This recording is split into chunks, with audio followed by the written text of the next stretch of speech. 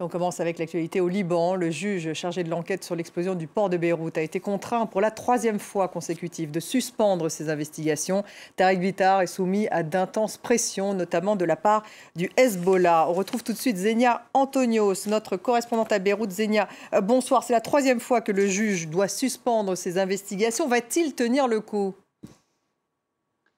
C'est bien la troisième fois que le juge Tarek Bitar, qui est en charge de l'enquête sur les explosions du port, est obligé de suspendre temporairement ses investigations, donc troisième fois en l'espace d'environ 2 mois.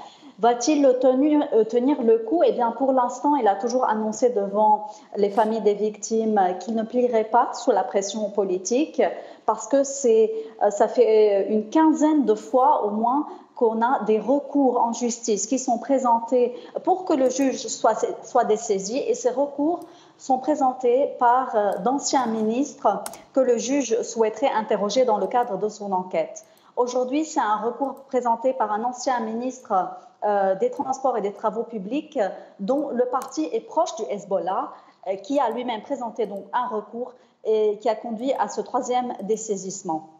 Les familles des victimes se sont réunies en soirée, comme elles le font le 4 du mois en commémoration chaque mois des explosions. Elles ont appelé à ce que n'importe quelle personne qui soit désignée par le juge, que ce soit un ancien président ou un ancien ministre, que cette personne se présente devant le juge pour que l'enquête suive son cours. Je rappelle que les familles même sont soumises à beaucoup de pression, ce n'est pas seulement le juge. De nombreuses familles se sont dernièrement désistées. Elles ont appelé à la démission du juge alors qu'elle appelait à sa protection d'abord. On estime ou on soupçonne des pressions politiques qui ont été exercées sur ces familles. Le juge Bitar voulait interroger l'ancien Premier ministre Hassan Diab, il voulait interroger plusieurs anciens ministres, dont 2 qui sont affiliés au mouvement Amal, le mouvement chiite présidé par le chef du Parlement. Il voulait aussi interroger plusieurs responsables sécuritaires. Il n'a pas pu faire tout cela parce que tous ces personnages étaient protégés par leur parti, par leur confession.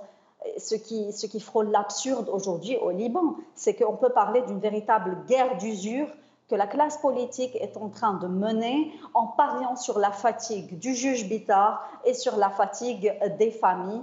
Quoi qu'il en soit, les familles assurent qu'elles seront là.